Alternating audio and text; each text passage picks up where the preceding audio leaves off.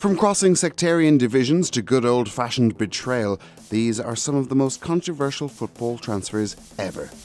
It's been over 30 years since Mo Johnston shockingly joined Rangers over Celtic, becoming the first Catholic to sign for the club, and it was a contentious precedent to set, one that he must have known would cause serious ructions, but an important one too.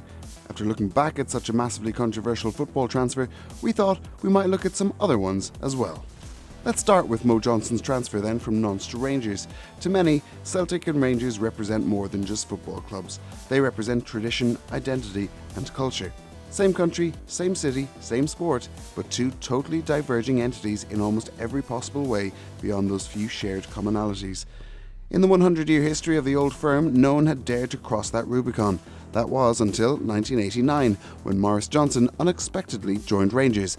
The Scottish striker played for the Hoops for 3 years in the mid-80s before leaving for France to join Nantes. After 2 years playing for the Canaries, it was widely assumed that he would return to Parkhead, making his defection to the Gers all the more stinging. Graham Souness, who was manager at the time, also signed the club's first black player, Mark Walters.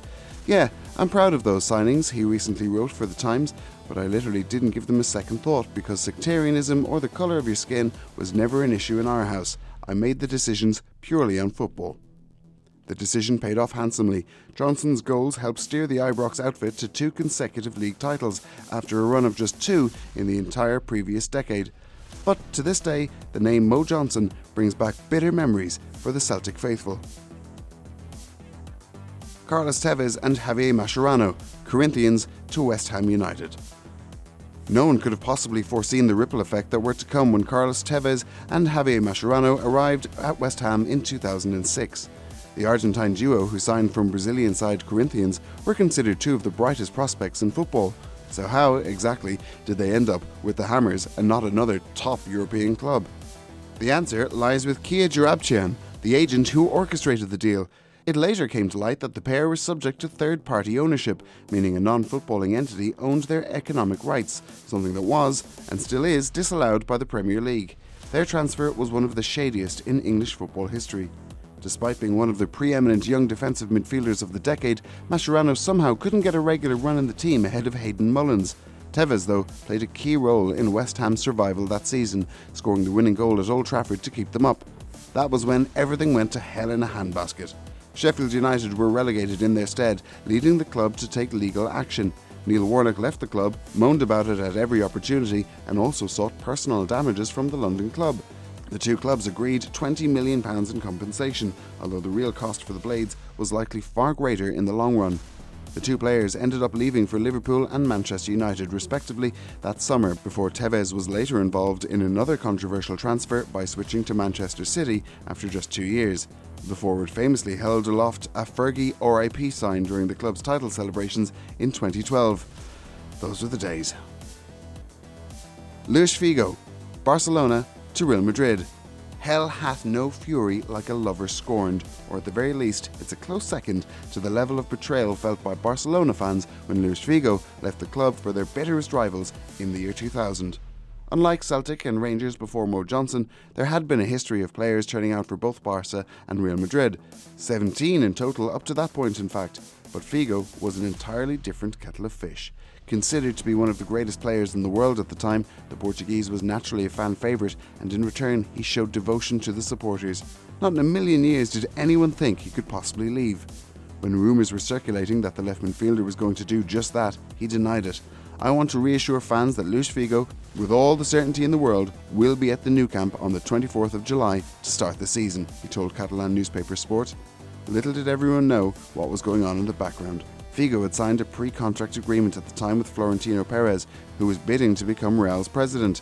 Polling the club's members on which player they would most like to see at the Bernabeu, he got to work on securing their number 1 choice.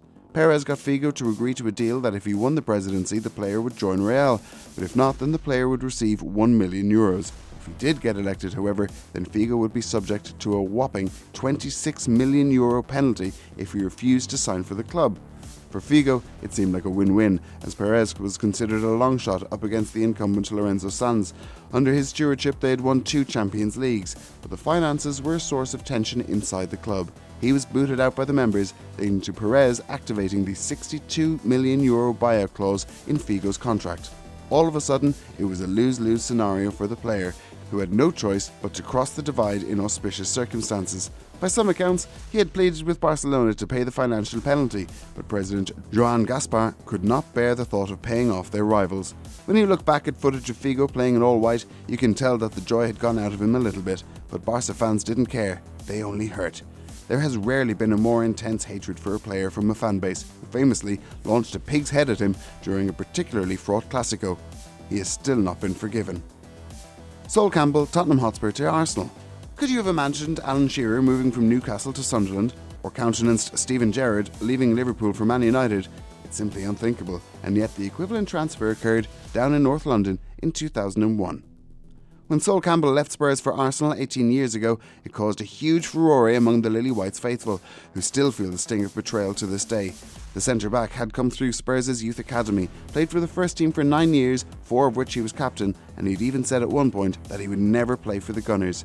But with no Champions League football forthcoming at White Hart Lane, he crossed battle lines and joined up with the enemy. The whole thing was a bit cloak and dagger, as the transfer only became public knowledge when Campbell was presented to the bewildered and shocked press corps. The defender went on to win 2 Premier League trophies and 2 FA Cups with Arsenal. But the worst bit for Spurs? He left for nothing. And finally, one you may not have heard of, Zara Zedayev and Jibril Kadyriev. From Terek Grozny to Baitar Jerusalem. So far, we've covered sectarian divisions, shady dealings, and good old classic betrayal, but none of them compare to the unadulterated racism that made this transfer one of the most controversial of all time. Baitar Jerusalem is a bastion of Israeli nationalism and the country's right wing. Their home crowd can be heard chanting, "Here we are, we're the most racist club in the country," or "Death to Arabs" at games.